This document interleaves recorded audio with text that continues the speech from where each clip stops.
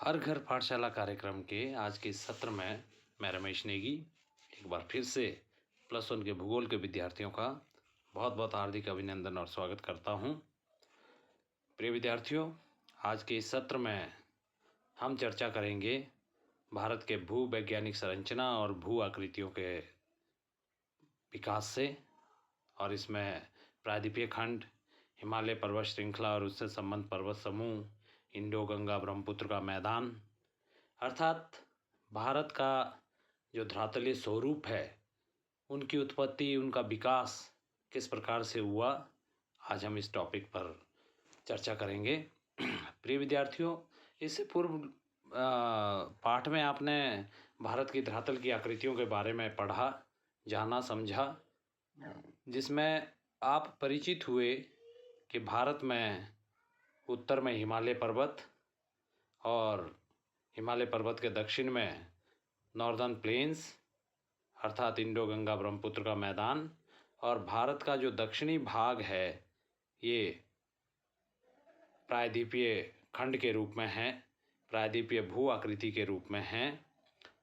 भारत के धरातलीय स्वरूपों के बारे में आपने पढ़ा, और अब हम चर्चा करते हैं कि भारत के इन भूवैज्ञानिक संरचना और भू आकृतियों की उत्पत्ति और उनका विकास, अर्थात भूवैज्ञानिक संरचना के आधार पर भारत का धरातल किस प्रकार से विकसित हुआ है।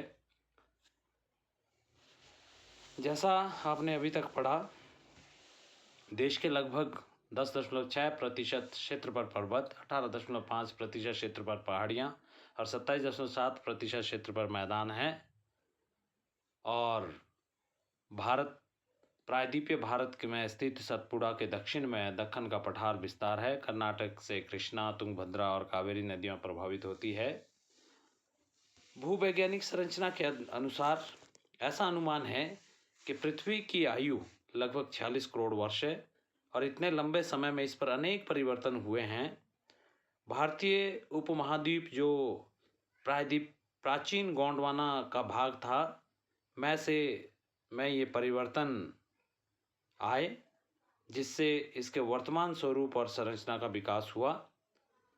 और इसके भूवैज्ञानिक संरचना की विविधताओं तथा सक्रिय भूमिकाओं, भू आकृतिक प्रक्रियाओं के आधार पर भारत के संपूर्ण भूखंड को 3 मुख्य आकृति में विभाजित किया जा सकता है।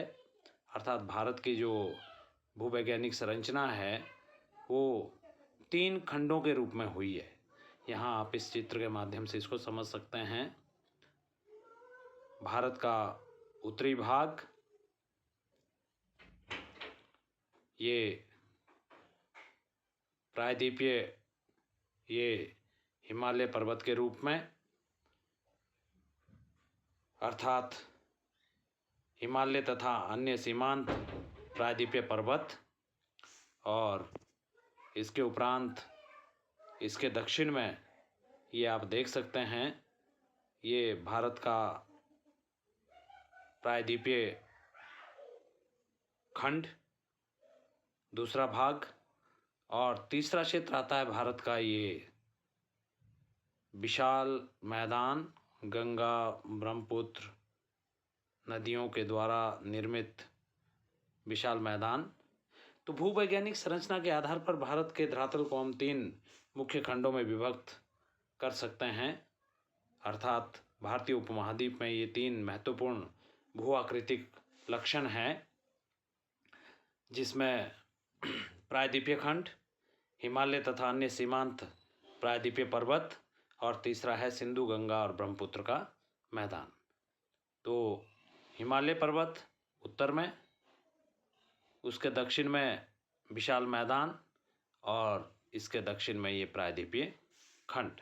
ये 3 महत्वपूर्ण भूवैज्ञानिक अर्थात भू आकृतियाँ देश के धरातल की है, जिनका निर्माण एक सामूहिक रूप में भू आकृतियों के रूप में हुआ है। तो सबसे पहले लेते हैं हम प्रायद्वीपीय खंड। प्रायद्वीपीय खंड भारत का, जैसा आप इससे परिचित हैं, प्रायद्वीपीय खंड भारत का ये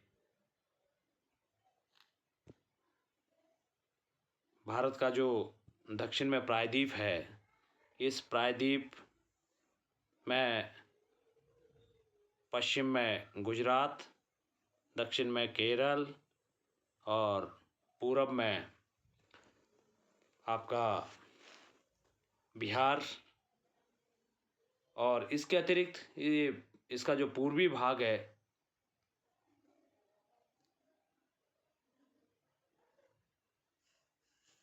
इसका पूर्वी क्षेत्र भी भूखंड के रूप में है। ये इसका परिचय है। इस प्रायद्वीपीय खंड की उत्तरी सीमा एक अनियमित रेखा है, इसको निश्चित नहीं किया जा सकता पश्चिम में कहाँ तक है, जो पश्चिम में अरावली पर्वत श्रेणी के पश्चिमी छोर से लेकर दिल्ली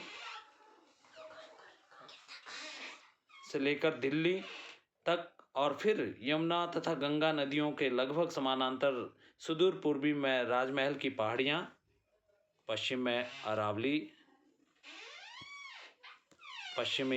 पर्वत श्रेणी, पूर्व में राजमहल की पहाड़ियाँ और दक्षिण में हम कह सकते हैं जो दक्षिण की पहाड़ियाँ इसकी,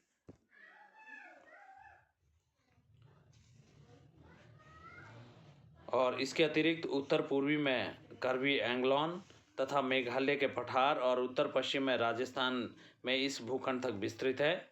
ये इसका विस्तार है। और उत्तर पूर्व में स्थित मेघालय, कार्बी एंग्लोन के पठार, पश्चिम बंगाल में स्थित मालदा भ्रंश द्वारा छोटा नागपुर पठार से अलग होता है ये, अर्थात ये जो क्षेत्र है यहाँ पर पूरब में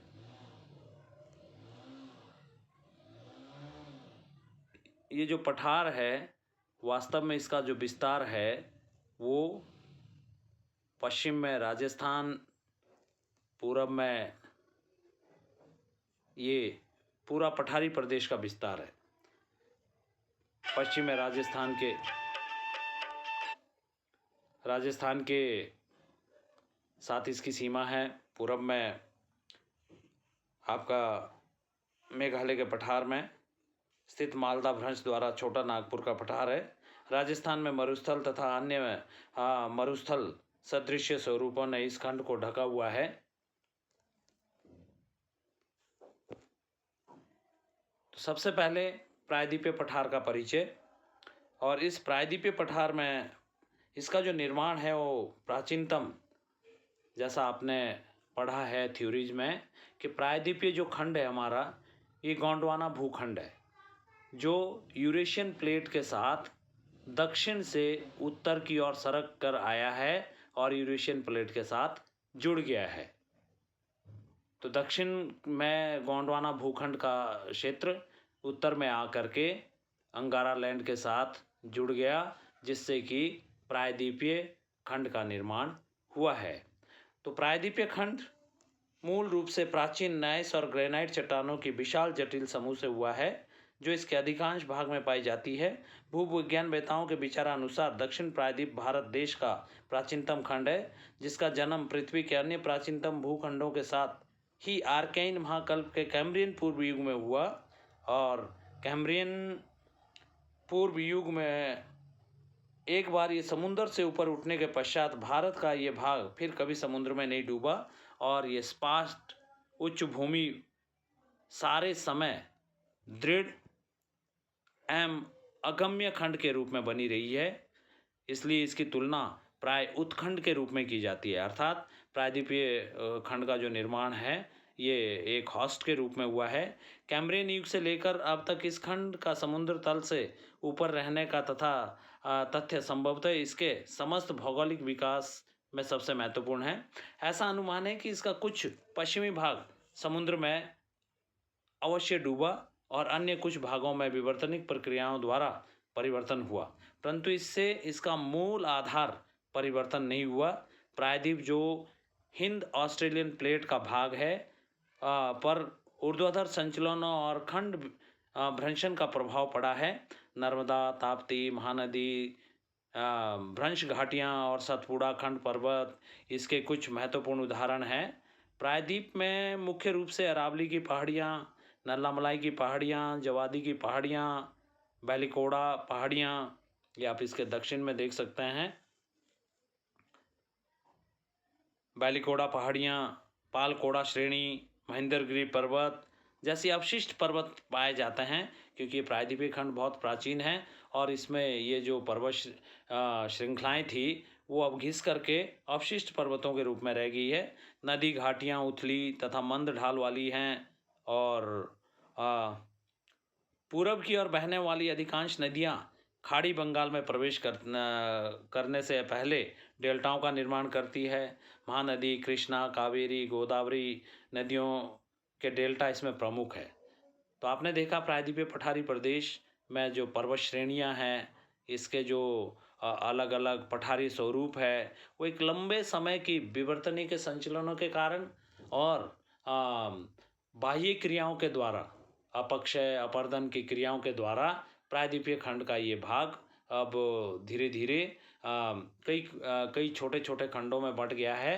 परंतु इसका जो निर्माण है वो प्राचीन काल में गोंडवाना भूखंड से इंडो ऑस्ट्रेलियन प्लेट से अलग होने के बाद वो प्लेट उत्तर की ओर सरक करके यूरेशियन प्लेट के साथ जुड़ गई और प्रायद्वीपीय खंड जब एक बार उत्खंड के द्वारा समुद्र के पानी से बाहर निकला है, उसके बाद इसके ऊपर भूकंप ज्वालामुखी क्रियाओं द्वारा लावा विस्तृत रूप में फैला, तो इन्हें प्राचीनतम चट्टानें और प्राचीनतम भूखंड के रूप में भी जाना जाता है। अक्सर इसमें ज़्यादातर इसमें नाइस और ग्रेनाइट चट्टानों की जटिलता पाई जाती है और प्राचीनतम भूखंडों में से ये भारत का एक प्राकृतिक भूखंड है, जिसे प्रायद्वीपीय खंड के रूप में जाना जाता है। दूसरा भारत की महत्वपूर्ण भू आकृति है हिमालय पर्वत। हिमालय पर्वत जैसा आपने मानचित्र में देखा है, ये या इससे पूर्व भी आपने पढ़ा है, जम्मू कश्मीर से लेकर पूरब में अरुणाचल प्रदेश तक फैला हुआ है। और वास्तविक रूप में अगर आप इसको देखेंगे तो अरुणाचल प्रदेश में के बाद अरुणाचल प्रदेश और जम्मू कश्मीर के रूप में ये एक चापाकार आकृति में बना हुआ है, फैला हुआ है। और इसके उत्तर में देखेंगे हम तो इसकी पहाड़ियाँ पश्चिम की ओर मुड़ गई है। सुलेमान पर्वत और क्युनलुन पर्वत ये उत्तर में है और इसी प्रकार से पूरब में भी इसकी कुछ पहाड़ियाँ दक्षिण की ओर मुड़ गई है, दक्षिण की ओर बनी हुई है। इसका कारण यही है कि हिमालय पर्वत का निर्माण प्रायद्वीपीय पठारी प्रदेश के खंड के उत्खंड के उत्तर की ओर खिसकने के बाद हुआ है। जब इंडो ऑस्ट्रेलियन प्लेट का यह प्रायद्वीपीय खंड उत्तर में यूरेशियन प्लेट के साथ टकराया, तो टकराने से प्रायद्वीपीय पठार के दृढ़ और अस्थायी खंड की तुलना में हिमालय तथा अन्य सीमांत प्रायद्वीपीय पर्वत नवीन, कमजोर और लचीले हैं। फलस्वरूप यहाँ पर बलन और विरूपण की अंतः क्रियाएं हुई है, अर्थात हिमालय पर्वत की उत्पत्ति का सबसे महत्वपूर्ण कारण प्रायद्वीपीय खंड का उत्तर की ओर सरकना और यूरेशियन प्लेट के साथ टकराना, और यहाँ जो टैथिस सागर की एक खाड़ी थी, उस खाड़ी में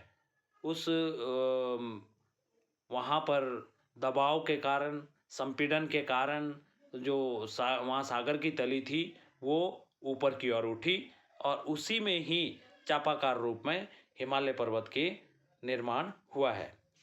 फलस्वरूप यहाँ पर बलन और विरूपण की अंतःक्रियाएं हुई है।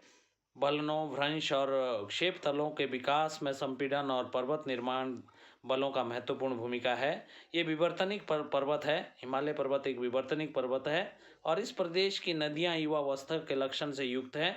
आज भी ऐसा माना जाता है कि जिस प्रकार से प्रायद्वीपीय पठारी प्रदेश उत्तर की ओर सरक रहा है और यूरेशियन प्लेट के साथ टकरा रहा है, तो आज भी हिमालय पर्वत का उत्थान हो रहा है। ये युवा अवस्था में है और दुनिया के सबसे युवा पर्वतों में ही आता है और अभी भी इसकी जो ऊंचाई है वो बढ़ रही है। और उसका मुख्य कारण यही है कि दक्षिण में प्रायद्वीपीय खंड उत्तर की ओर सरक रहा है और संपीड़न और दक्षिण से उत्तर की ओर बल के कारण संपीड़न उत्पन्न होता है, जिससे कि बलन की क्रिया के द्वारा हिमालय पर्वत ऊंचा हो रहा है। तो हिमालय पर्वत के उत्पत्ति का लगभग कार्यकाल काल 6 करोड़ वर्ष माना जाता है और तब से लगातार ये इस पर्वत की निर्माणकारी प्रक्रियाएं चली हुई है और अभी भी ये दुनिया के युवा पर्वतों में माना जाता है। इसमें 3 मुख्य पर्वत श्रेणियां हैं और उन पर्वत श्रेणियों के बीच में पर्वत श्रेणियों के बीच में गहरे गर्त हैं और इन्हीं गर्तों के बीच में नदियों का निर्माण हुआ है और यहाँ की जो नदियाँ हैं वो महाखंडों का निर्माण करती है। वी-आकार की घाटियाँ, क्षिप्रिकाएँ, जलप्रपात, ये क्योंकि ये पर्वतीय क्षेत्रों में नदियों की उत्पत्ति और उसके बाद पर्वतीय क्षेत्रों की घाटियों को ये नदियाँ काटते हुए आगे विशाल मैदान की ओर आती है।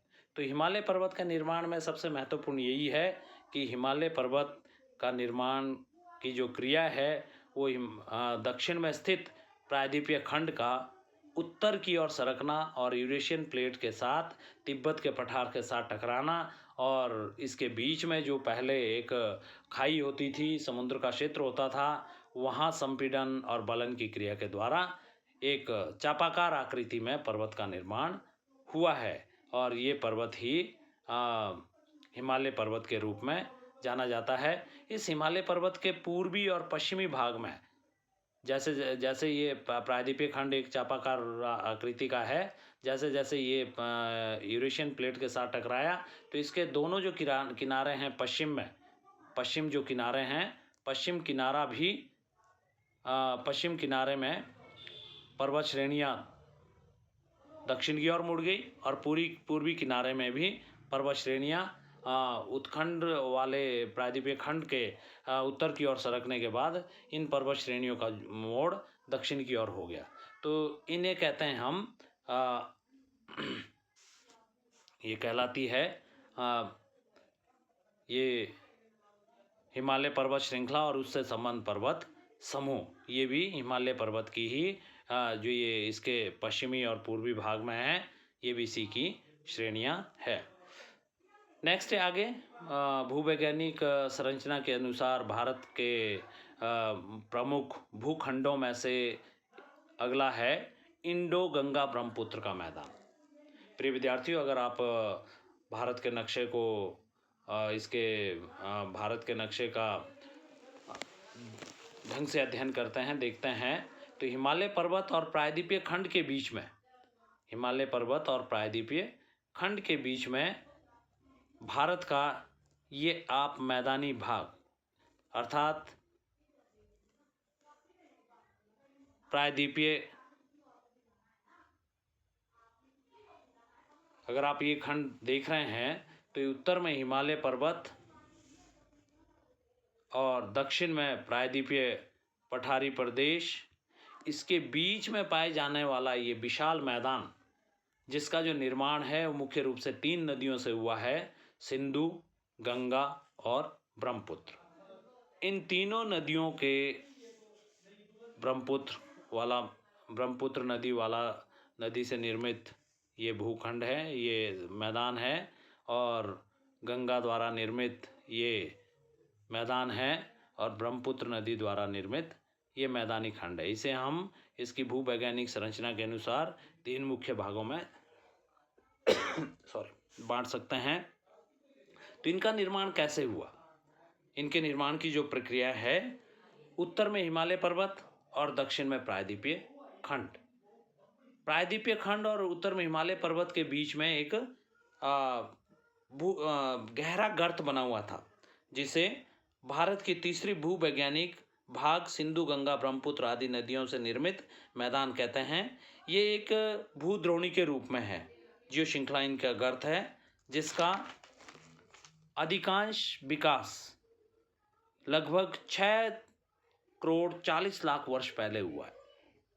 अर्थात जो ये आप जहाँ मैदानी भाग है, ये मैदानी भाग दोनों भूखंडों के बीच में हिमालय और प्रायद्वीपीय खंड के बीच में ये किस रूप में होता था? एक गहरी गर्त के रूप में होता था और इस गहरी गर्त में धीरे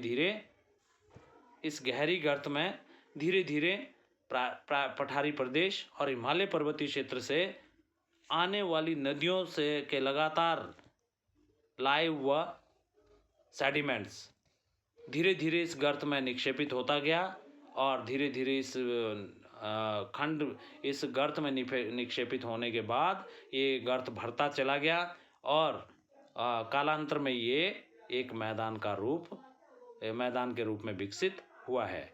ये मुख्य नदियां हैं जिनके द्वारा कि हिमालय पर्वतीय क्षेत्र में हिमालय पर्वत की ओर से और पठारी प्रदेशों की ओर से नदियों का मार्ग इस मैदानी भाग के ऊपर से जो अभी बना हुआ दिख रहा है, जैसा आप इस चित्र में भी देख सकते हैं।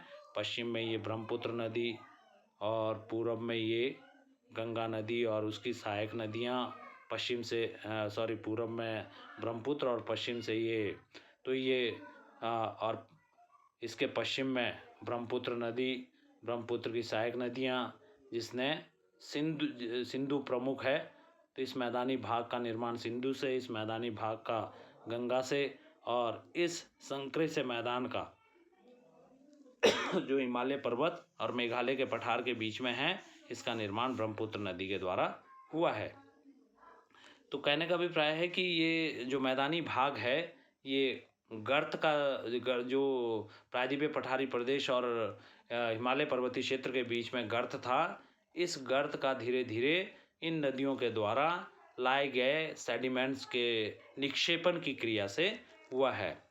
इस मैदान का जो निक्षेपण है वो जलोढ़ीय निक्षेप है, सेडिमेंट्स है और इसकी जो मध्यमान गहराई है वो लगभग 1000 से 2000 मीटर मानी गई है।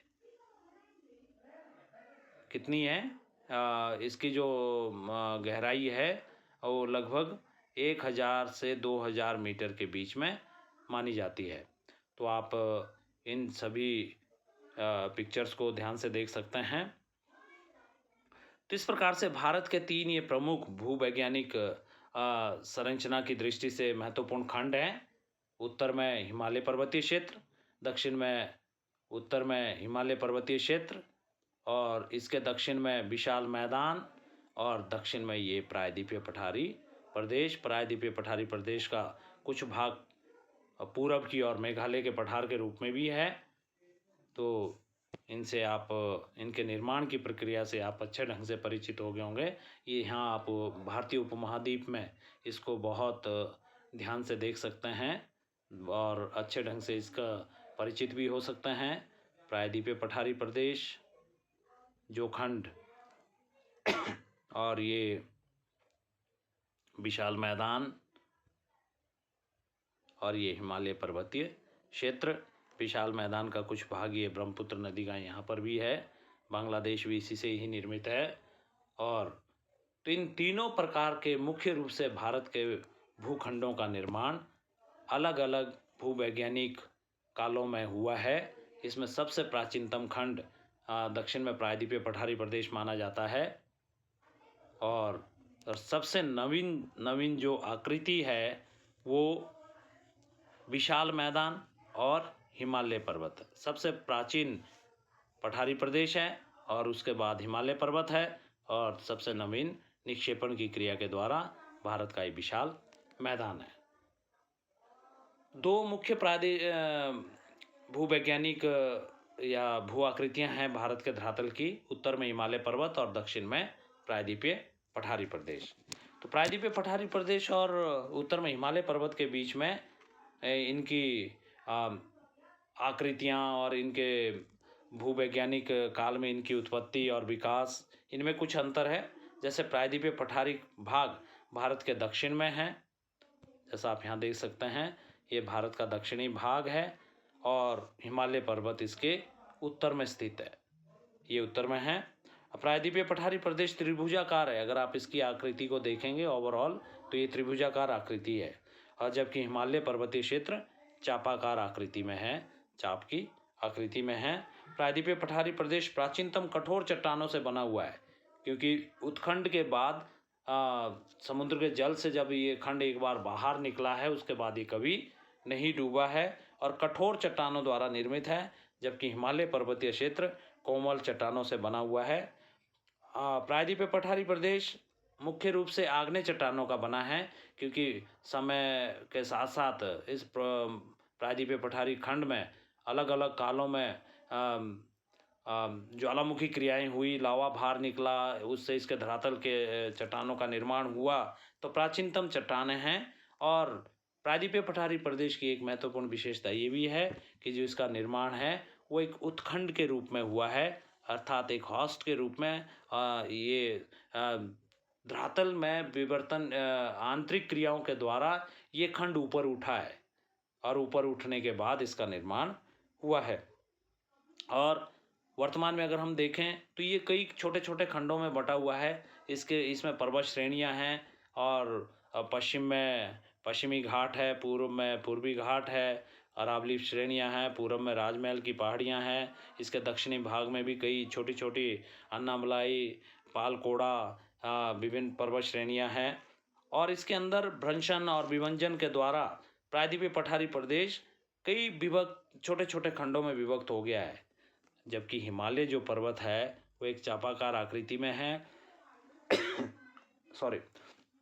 और ये अभी भी हिमालय तिब्बत के पठार के साथ दक्षिण में, दक्षिण से उत्तर की ओर प्रायद्वीपीय खंड के खिसकने के कारण ये अभी भी उत्तर में इसमें 3 मुख्य पर्वत श्रेणियां हैं और चापाकार इसकी आकृति है।